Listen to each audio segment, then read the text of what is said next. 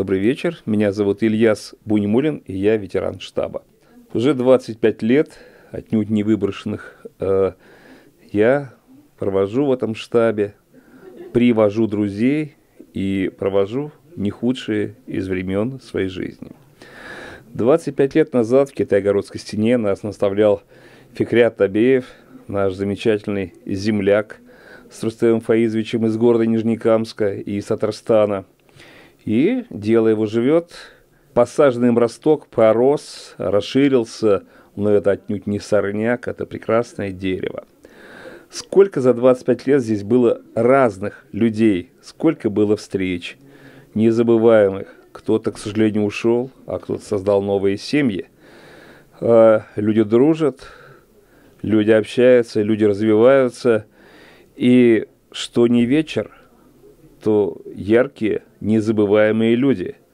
Где их находит Рустем Фаизович, для меня загадка. Загадка сия была и есть, будет для меня неразрешимой. Но это факт. Да, конечно, как у любой мощной структуры, коей и является штаб, будем до конца откровенны, есть недруги. А если ты никому не интересен, то у тебя нет ни друзей, ни врагов. В лучшем случае тебя могут пожалеть, подать немного денег и все. Но если ты вырос в серьезную структуру, то, безусловно, будет антидвижение, будет противодействие. И спасибо вам, дорогие недруги, за пиар. Спасибо за то, что вы отмечаете нас своим вниманием, неусыпным и бдительным.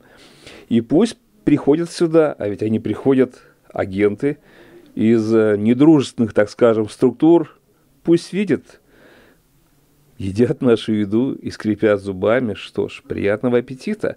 Мы никогда не будем отвечать адекватно, потому что сильные всегда добрые.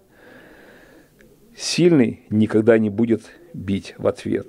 Он улыбнется и со своей силой будет идти дальше с улыбкой. Я закончил.